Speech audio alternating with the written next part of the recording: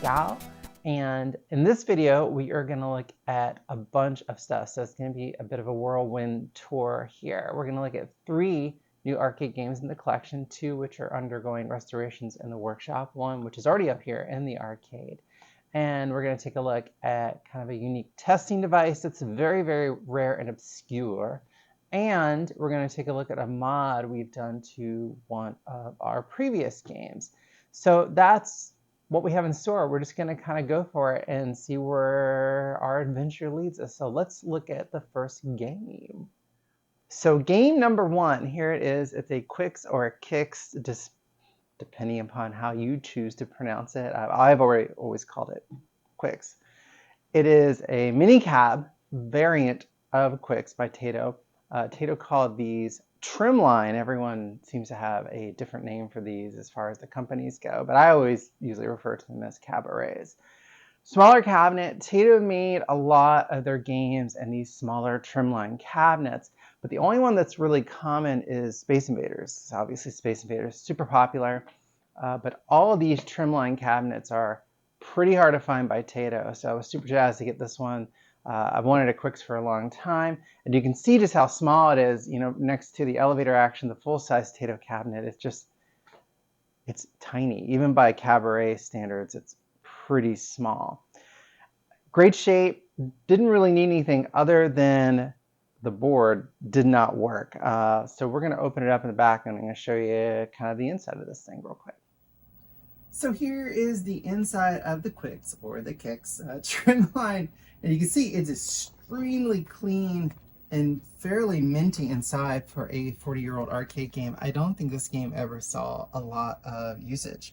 Now, one of the things that's interesting about Tato games in general from this era, the early 80s, they have this power supply system that is, to be quite frank, absolute garbage. It's one of the worst designed power supplies in classic arcade gaming.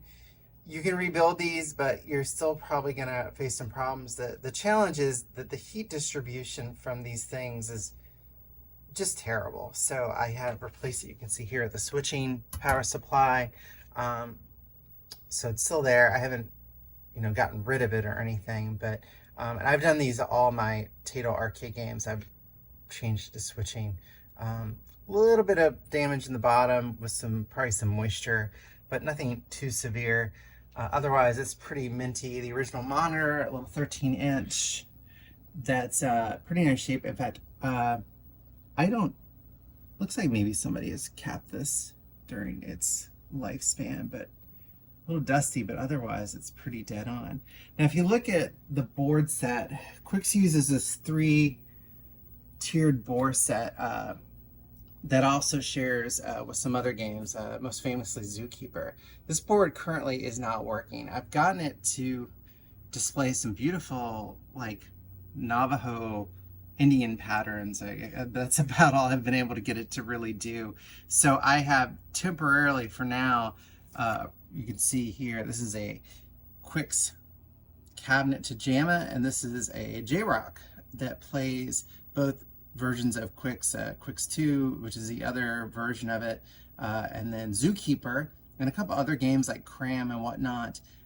So this is kind of, J-Rock is pretty awesome, and that way it's fairly authentic as far as the hardware. I would like to eventually try to repair this hardware, but it's kind of low on the priority list because the J-Rock works so well, and it's a fairly authentic experience. So there you go. This is the Quicks Trimline.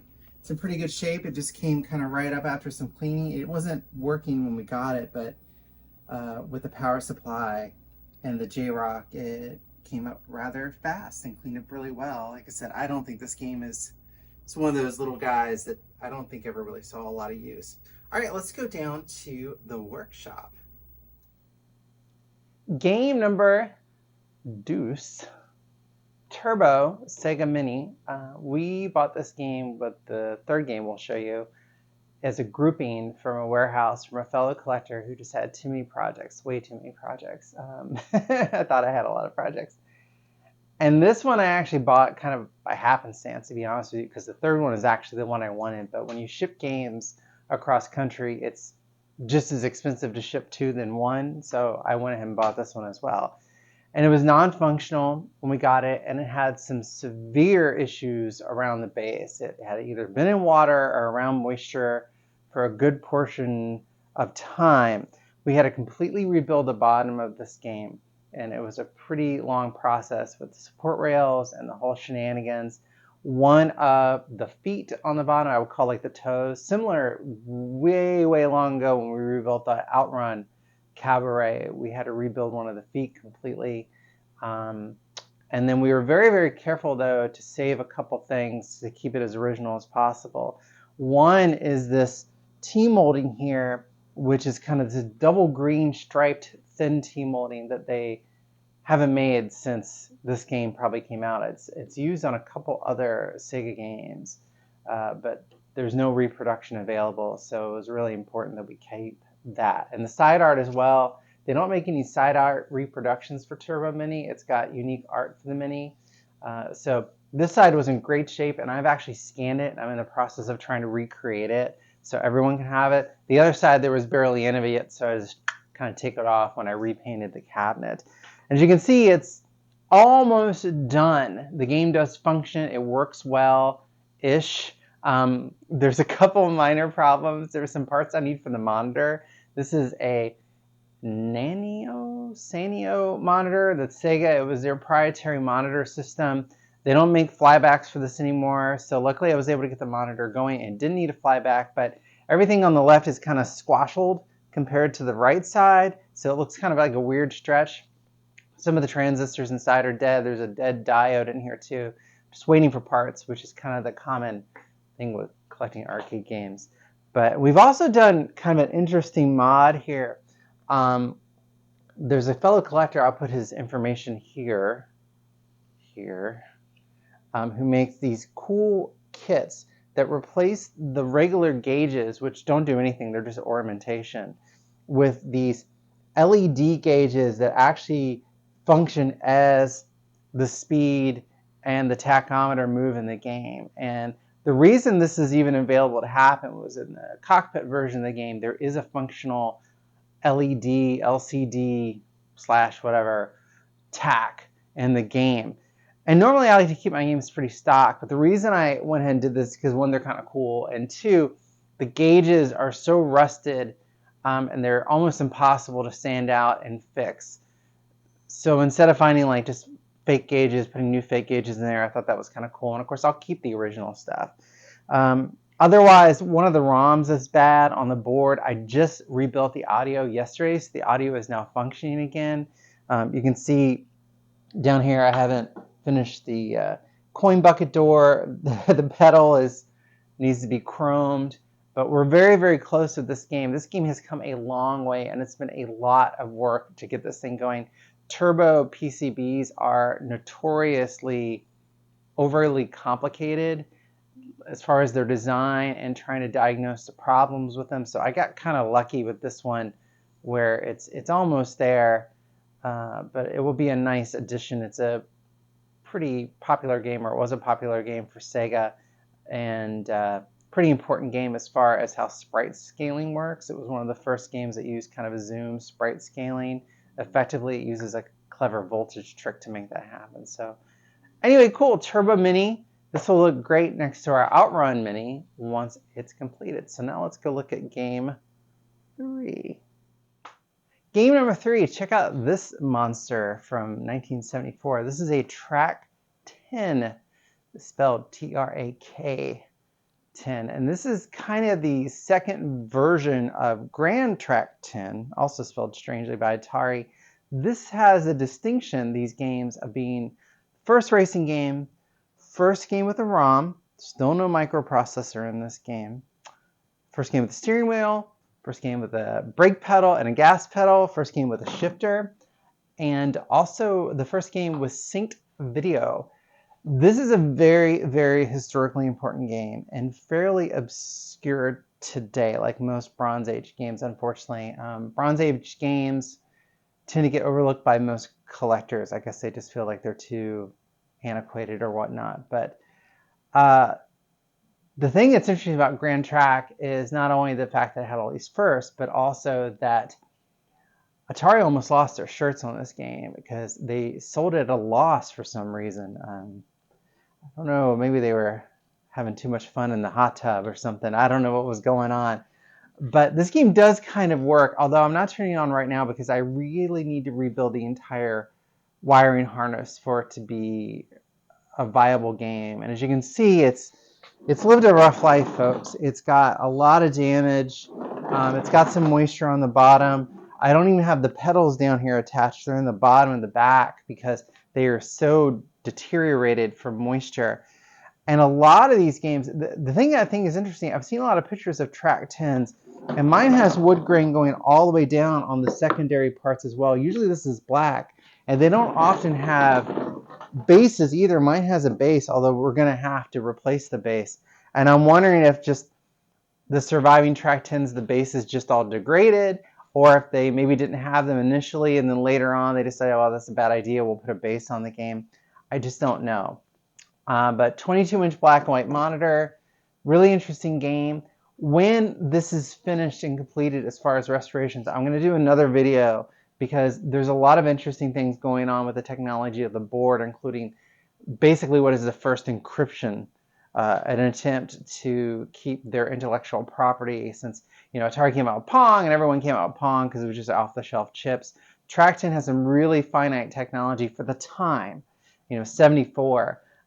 This was pretty cutting edge and a pretty cool game. So I'm excited once this one gets up and running. But I wanted to see it, and it's a raw condition, still pretty warehouse fresh, and it does kind of sort of work. But like I said, I'm not going to turn it on right now because I want to make sure the wiring harness is okay before. We don't want to do any damage before we really get into it in earnest, because I want to finish the turbo first. Okay, so let's take a look at an upgrade I recently did to one of the games that's been in the arcade for a while. Battlezone Cabaret, this has been in our collection for quite a while, I think about 5 years, and the reason it's been downstairs is it shares a technology with Atari's Tempest, which is also notoriously unreliable, and the reason the Tempest is down here, although it's working right now, is that it uses a 2-board set. One board called the Math Box, which I've always had trouble with the Battlezone, almost as much as the Tempest, and I can never get it to work reliably for long, unfortunately, and it's too bad because I really like Battlezone. So what I've done since it's been down here is I've completely rebuilt these sticks with new bellows. I use these big rubber bellows that deteriorate, so the sticks now they feel incredible, just like brand new, and makes it easier. But now what we've done to make it more reliable is we've used a product. It's a kind of like a J-Rock for Battlezone. It's called the Red Zone. You can buy it at arcadeshop.com. And what it allows is you get rid of the Math Box. I still have it, but I'm just not using it because I actually like to play the game and not pull my hair out wondering if it's going to work or not. And it also lets you switch in between other games, and I'll show you that right now. Okay, so here we have Battlezone. Great game, classic. So maybe I don't want to play Battlezone. So if I hit the start button and the top trigger, it will change either this new redone version of Battlezone called Battlezone 2, which is pretty amazing, or I can switch to a Mega Race, which is a little hard to play on here because there's the little cardboard bezel in there that cuts some of the stuff off, and the controls are a little weird. Or you can play Red Baron, which is the other game built on Battlezone hardware that Atari made, which is pretty fun. So this is a pretty cool little thing, and it's just direct plug and play into a Battlezone or a Red Baron. I guess you could plug it into there as well, although it might be a little more difficult to play with just one stick. I'm not really sure. But pretty amazing, because it still utilizes kind of the same hardware, so it's not really an emulator, which I like, and it allows you to play. So you can still keep your game original, but enjoy it in a reliable fashion. You can play it, and you can leave it on during parties or whatnot, and not be afraid that it's just gonna explode or something. So anyway, that's the Red Zone, and something I definitely recommend to people who own a Battlezone game. You know, hang on to those original boards, of course. So I'm going to show you something in the workshop that's super obscure that somebody was actually asking me about yesterday on Instagram. Something you're not going to see probably ever. This is a Universal, the company Universal, test bench device meant for operators or repair houses back in the early 80s, and was specifically made for their games and their games alone. And this thing is pretty wild. Now, most game companies made test rigs for their PCBs and their games. You know, we looked at an Atari one a while back. There's some very famous, very elaborate Atari ones out there. But I only know 2 other people who own one of these. There's almost no documentation on it. And to show you how few of these they made, the serial number on this is number 11. And it looks like it's kind of handmade inside. So I doubt they made very many of these. And it's pretty intense, this thing. You can hear it has a fan. And it has all the controls you would have on an arcade game, the test, the coin, you know, 2 buttons. It even has lead out for voltage things if you want to power other items. It has a coin counter, and it had a probe you could use, what's called an audio probe, which is kind of like a real rudimentary logic probe. And then these immense cables, which were all specifically for one particular game, because Universal Games, this is the era before the JAMA standards, so every game had kind of its own pinout, and this would go out to the monitor. And I've actually made, although it looks like trash, I need to go back and redo it. This actually makes it JAMA compatible. This, and I'm not even sure what the heck this one is. I try to figure it out. I think it might be 0 Hour or a Ladybug. I'm not really sure. But this thing is intense. You know, it has, we turn it off here so we don't all die.